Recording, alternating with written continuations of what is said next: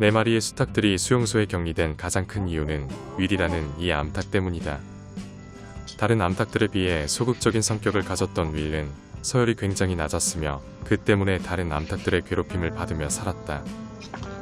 그런데 녀석의 더 큰 문제는 수탉들에게 너무 순종적이다 보니 4마리의 수탉들과 수시로 교미를 해야만 했다는 것이다. 대부분의 암탉들은 자신의 무리에 있는 수탉과만 교미를 하고 다른 수탉들의 교미를 거부하지만 윌은 그게 쉽지 않았던 것 같다. 결국 너무 잦은 교미로 인해 녀석의 털은 심하게 빠졌고 심지어 등 쪽에 피가 나는 등 상처가 점점 더 심해졌다.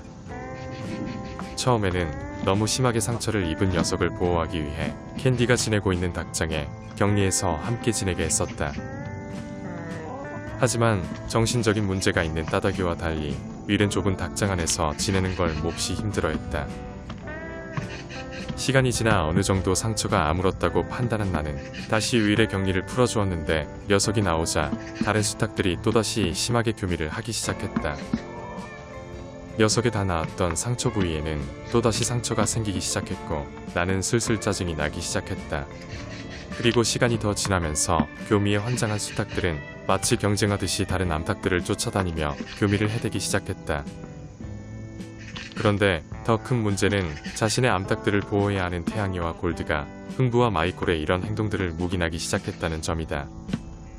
시간이 더 지나자 수탉들의 깃털은 벤질벤질 윤이 나고 암탉들의 깃털은 볼품없이 빠지고 피가 나기 시작했다.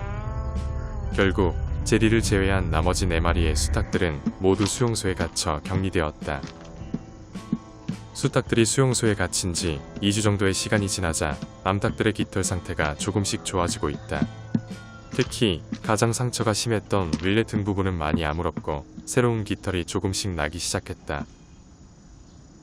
지난 2주 동안 골드가 한 번, 마이콜과 흥부가 2번 수용소를 탈출했지만 이제 또다시 나오기는 힘들 것이다. 녀석들이 지은 죄는 지키고 보호해야 할 자신의 암탉들을 방치한 것이며 가장 큰 죄는 이 문제로 나를 짜증나게 만들었다는 것이다. 수탉들이 모두 사라지고 나자 이곳 식사 장소는 코난의 차지가 되었다. 녀석은 불필요한 싸움을 피하기 위해 수탉들이 있으면 다가오지 않았지만 이젠 그럴 필요가 없어졌다.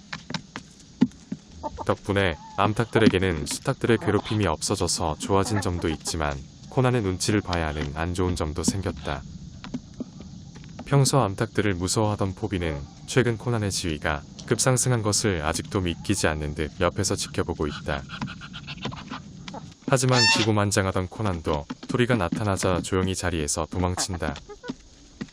제 아무리 잘나가는 수탉이나 코난일지라도 거위라는 존재는 녀석들이 넘볼 수 없는 한 차원 높은 존재이기 때문이다.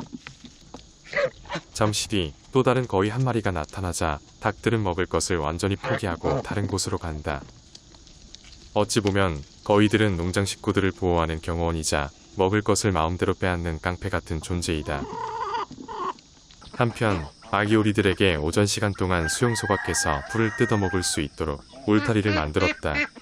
그 이유는 녀석들이 수용소 안에 있는 풀을 남김없이 먹어치웠기 때문이다.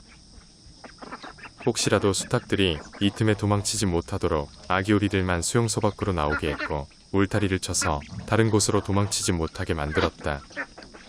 아기 오리들은 얼마 전부터 변성기가 와서 지금은 아기 소리를 거의 내지 않고 다 큰 오리의 소리를 내기 시작했다.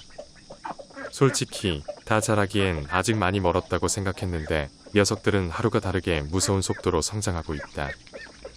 거위들의 성장 속도도 굉장히 빠른 편이지만 오리들의 성장 속도에 비하면 아무것도 아닌 것 같다. 아무튼 이 정도로 자라면 고양이도 쉽게 공격하지 못하니 이제 아기 오리들은 안심해도 될 듯하다.